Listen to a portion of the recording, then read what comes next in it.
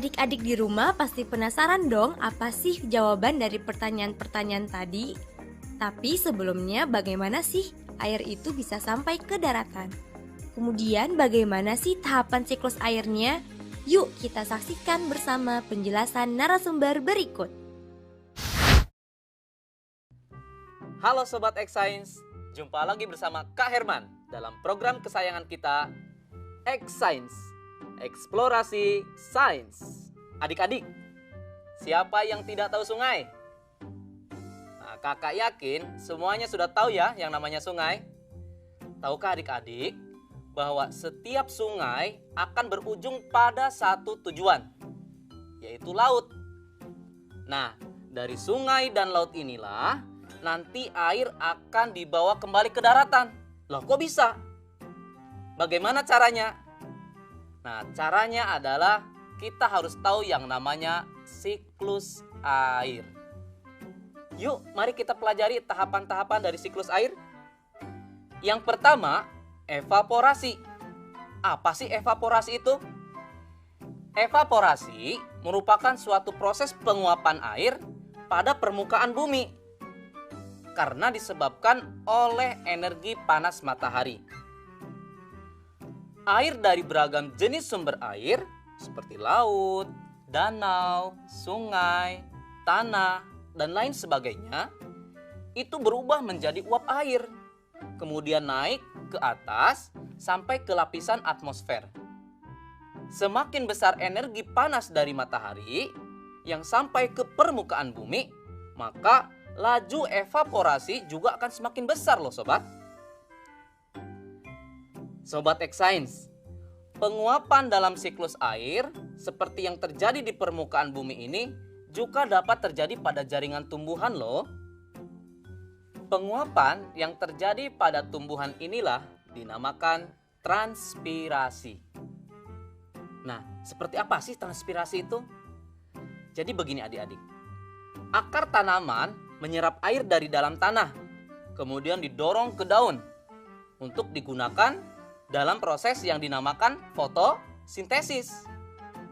Kemudian, air hasil fotosintesis tersebut dikeluarkan oleh tanaman melalui stomata dalam bentuk uap air. Nah, inilah yang disebut dengan proses transpirasi.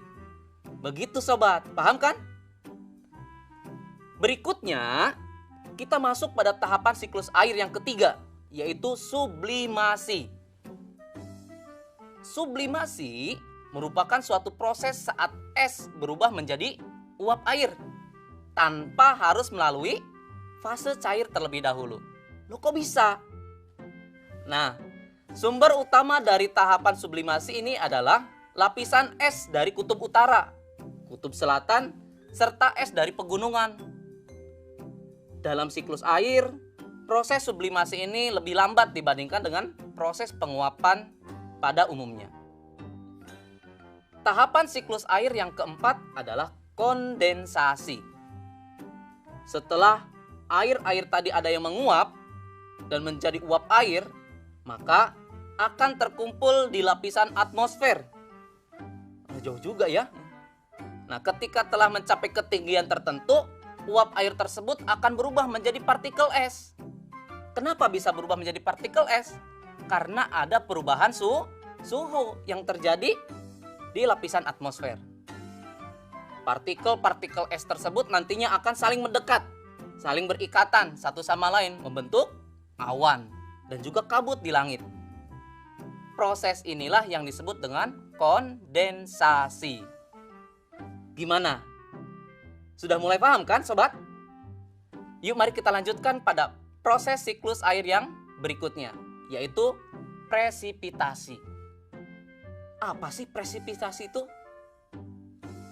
Presipitasi adalah turunnya air yang tadi sudah terkumpul membentuk awan ke permukaan bumi. Uap air yang terkondensasi kemudian turun ke permukaan bumi sebagai air hujan. Peristiwa ini disebabkan oleh pengaruh perubahan suhu yang terjadi di lapisan atmosfer. Apabila suhu sangat rendah, ini mungkin saja di bawah 0 derajat Celcius, tetesan air tersebut akan jatuh sebagai salju atau butiran es. Sedangkan bila suhunya di atas 0 derajat Celcius, maka akan jatuh sebagai butiran-butiran air seperti yang biasa kita saksikan. Sobat X-Science, siklus air yang berikutnya adalah limpasan. Limpasan merupakan suatu proses di mana air mengalir di atas permukaan bumi. Air tersebut berpindah dan bergerak dari tempat yang lebih tinggi menuju tempat yang lebih rendah. Seperti ke sungai, ke danau, ke laut, bahkan sampai ke samudera. Sobat X-Science, proses siklus air yang terakhir adalah infiltrasi. Infiltrasi ini berbeda ya dengan limpasan. Infiltrasi merupakan proses masuknya air ke dalam tanah. Setelah hujan, tidak semua air akan mengalir seperti tahapan limpasan. Beberapa di antara mereka akan bergerak jauh ke dalam tanah. Air tersebut akan merembes dan menjadi air tanah. Air tanah inilah yang nantinya menjadi cadangan air kita.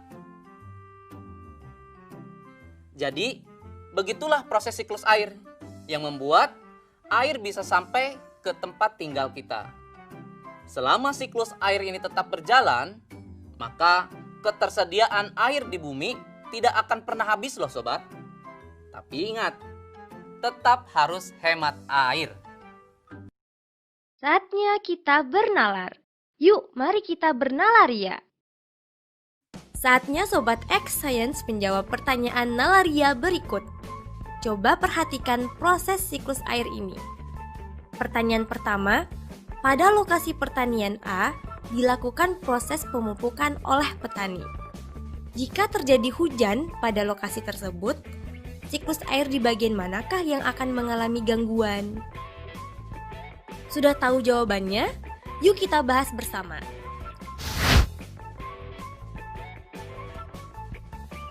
Jika pada lokasi pertanian A dilakukan proses pemupukan oleh petani, maka ketika hujan pada lokasi tersebut, bagian siklus air yang akan mengalami gangguan adalah pada bagian perairan danau. Karena senyawa kimia dan organik dari lokasi pertanian A akan mengalir pada danau dan mencemari perairan tersebut. Sobat X-Science, siklus air menjamin ketersediaan air di bumi yang kita cintai ini. Namun, kita harus tetap hemat dalam penggunaan air. Kenapa begitu? Jika kita boros air, misalnya sering mencuci mobil atau kendaraan, atau lupa mematikan keran air, maka air bersih yang tersedia akan berkurang jumlahnya.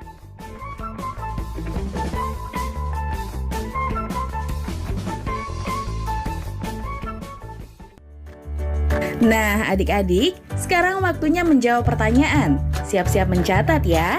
Pertanyaannya adalah,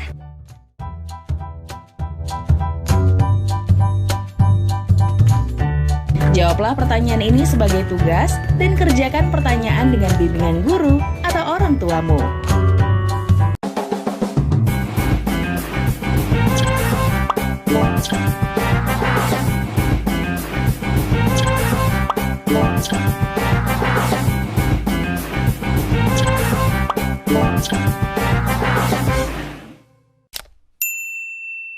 Sobat X-Science, pemberian pestisida memang dapat melindungi tanaman dari serangan hama.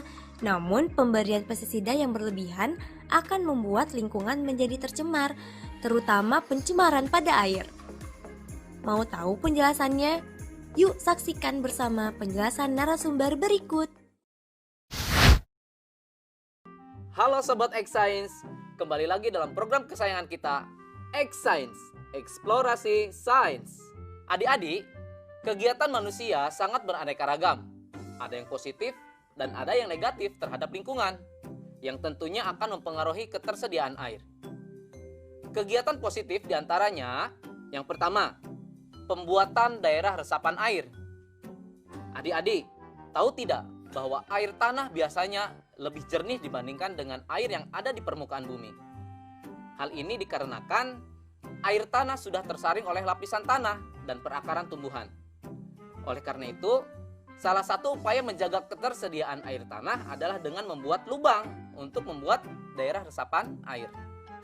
Kegiatan berikutnya yaitu melakukan reboisasi atau penghijauan kembali. Reboisasi adalah penanaman kembali pada hutan yang gundul atau tandus. Dengan melakukan reboisasi, maka semakin banyak akar tanaman yang dapat menyimpan cadangan air tanah. Sobat X-Science, selain kegiatan manusia yang berdampak positif terhadap kelestarian air, ada juga loh yang berdampak negatif. Yang pertama, yaitu penebangan hutan. Penebangan hutan yang berlebihan menyebabkan hutan menjadi gundul. Akibatnya, tanah menjadi tandus. Bukan hanya itu saja loh, hutan yang gundul juga dapat menyebabkan banjir. Berikutnya, yaitu pencemaran air laut. Sebagian besar bumi terdiri dari lautan. Salah satu contoh pencemaran yang terjadi di lautan disebabkan oleh tumpahan minyak yang berasal dari kegiatan kilang minyak. Minyak akan menghambat proses penguapan. Akibatnya, jumlah uap air yang membentuk awan akan semakin berkurang, sehingga hujan yang turun pun semakin sedikit. Selanjutnya, yaitu pembangunan daerah perkotaan. Daerah perkotaan menjadi semakin sempit karena banyak dibangun rumah, gedung, dan jalan beraspal. Hal ini berakibat semakin sempit pula lahan hijau yang berfungsi untuk menyerap air hujan, sehingga dapat mengganggu siklus air. Nah, saatnya Sobat X-Science menjawab pertanyaan Nalaria berikut ya. Saatnya kita bernalar. Yuk, mari kita bernalaria. Saatnya Sobat X-Science menjawab pertanyaan Nalaria berikut. Dapatkah Sobat X-Science menjelaskan hubungan antara asap kendaraan dengan siklus air? Sudah tahu jawabannya? Yuk kita bahas bersama.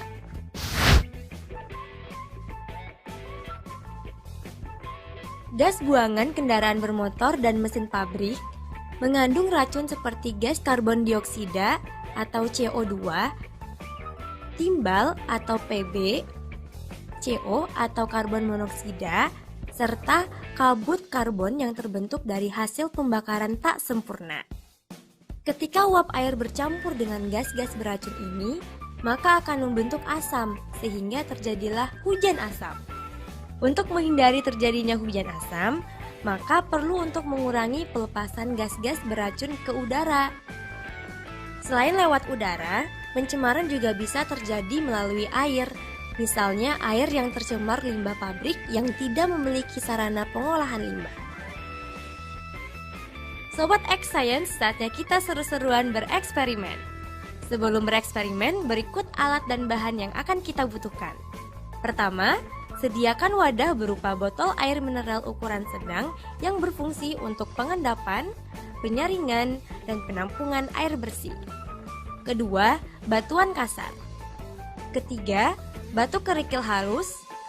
Keempat, arang tempurung kelapa. Kelima, pasir halus. Dan yang terakhir, ijuk. Setelah alat dan bahan siap, mari kita mulai tahap membuat saringan air sederhana. Pertama, siapkan wadah. Lapisan terdiri dari lapisan batu, kerikil, arang tempurung kelapa, pasir halus, ijuk, kemudian pasir halus lagi, ijuk, dan air limbah. Dari lapisan paling atas inilah, air dari wadah pengendapan akan kita masukkan ke dalamnya. Sampai di sini Sobat X-Science bisa mengikuti kan?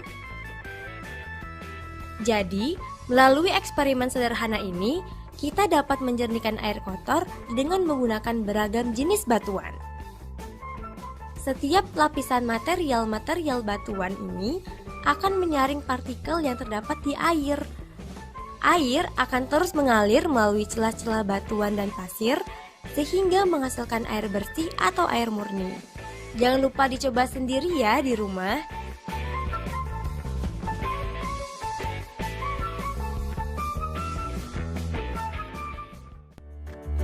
Nah, adik-adik, sekarang waktunya menjawab pertanyaan. Siap-siap mencatat ya.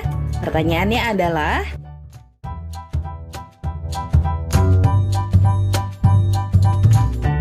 jawablah pertanyaan ini sebagai tugas dan kerjakan pertanyaan dengan bimbingan guru atau orang tuamu.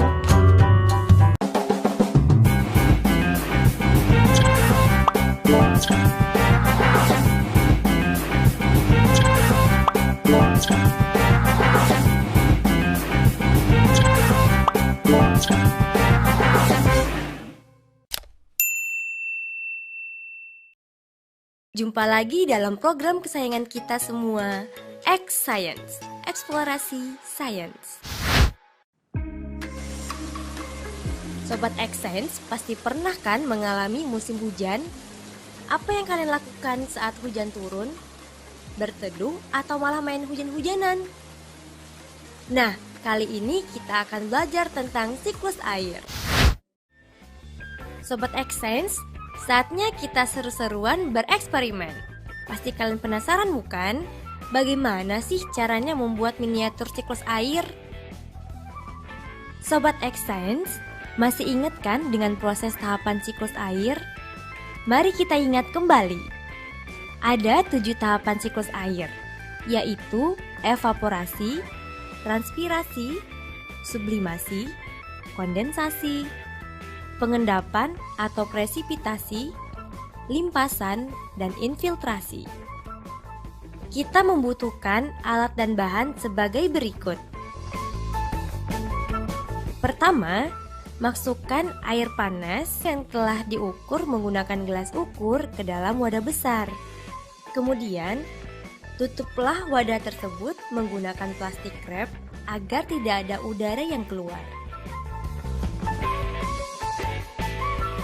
Selanjutnya, letakkan es batu di atas plastik penutup wadah tersebut. Terakhir, amati perubahan apa yang terjadi pada wadah tersebut. Nah, Sobat X Science, setelah eksperimen tersebut, apa yang dapat kamu simpulkan? Sobat X Science, ternyata terjadi perubahan pada wadah tersebut. Di dalam penutup plastik yang semulanya kering, akan timbul butir-butiran air atau titik-titik air di dalam plastik tersebut. Halo Sobat X Science, kembali lagi dalam program kesayangan kita, X Science, eksplorasi sains.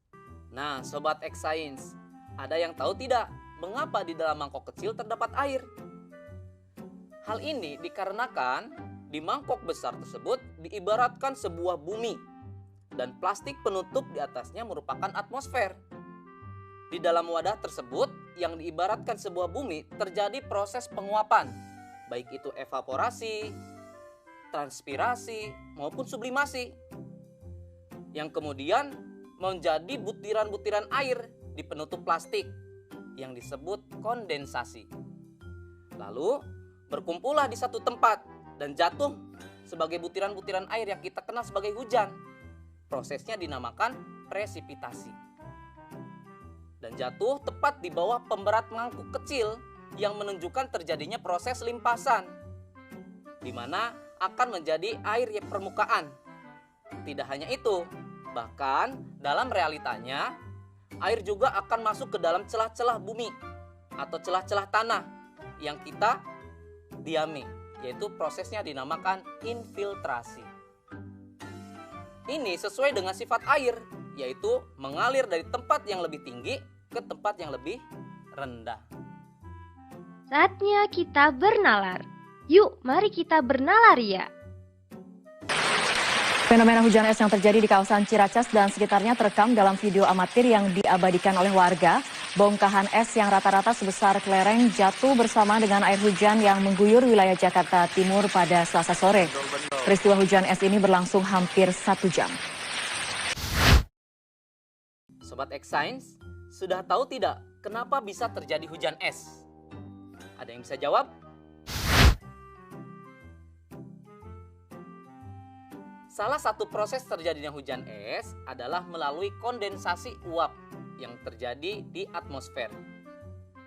Posisi awan yang lebih tinggi memungkinkan titik bekunya lebih rendah dari 0 derajat Celcius. Sehingga awan tersebut mempunyai peluang sangat besar untuk memproduksi es. Es yang terbentuk dari proses ini biasanya cukup besar.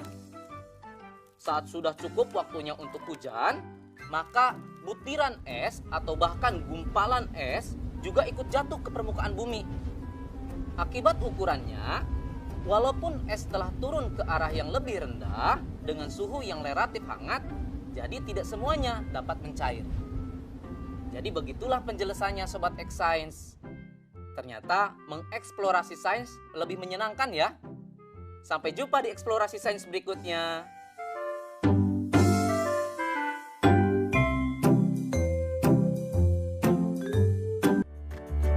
Nah, adik-adik, sekarang waktunya menjawab pertanyaan. Siap-siap mencatat ya. Pertanyaannya adalah,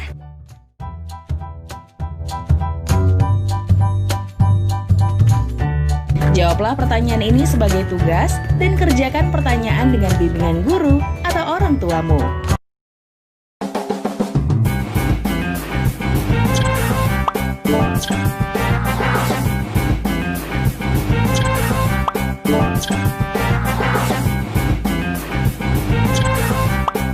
Thank you.